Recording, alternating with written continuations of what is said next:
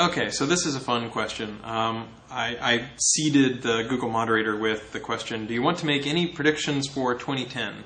And it got 37 votes up and 36 votes down, but I get to break the tie, so I'm going to go ahead and talk about it for a little bit. Historically, Google is good at several different things, but some of the stuff that we're especially good at is comprehensiveness, relevance, freshness, how fast we can index information, and the sort of speed that we're able to return the search results and the sort of user experience. I think we're going to keep drilling down on all of those areas. We're going to keep working on our comprehensiveness. We're going to keep pushing the relevance line higher and higher.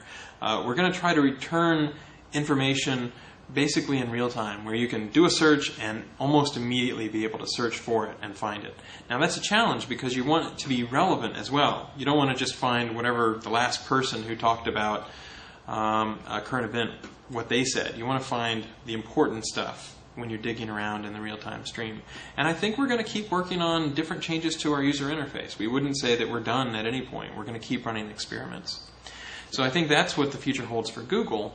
I think for the web, the trend that I see in SEO continues to be this fork in the road, where there's hacking and malware and illegal stuff that's going on, and so SEOs have to ask themselves, do I want to go down this route where things are potentially illegal, where I could go to jail if I were to host malware or hack sites to do malware, or do I want to go more towards the white hat path? And sometimes it feels like it takes longer, but you don't want to get the overnight drive-by sort of wins that don't last very long. They don't stand the test of time, and if you take that path, you're more likely to be competing with people who are potentially doing illegal things like hacking sites. So I think that fork in the road will become more clear.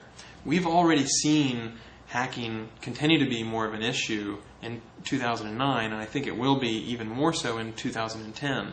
So when we look at our stats about what people access in the webmaster documentation, my site got hacked, for example, in the last little bit, has had a real spike in people looking at that article. So it's definitely a trend. It will definitely continue to be a trend where a lot more hacking and a lot more malware happens. But we'll keep tackling it. The best thing you can do is keep your server patched, make sure that you stay up to date, and hopefully, maybe by the end of 2010, we'll see the light at the end of the tunnel on that particular trend.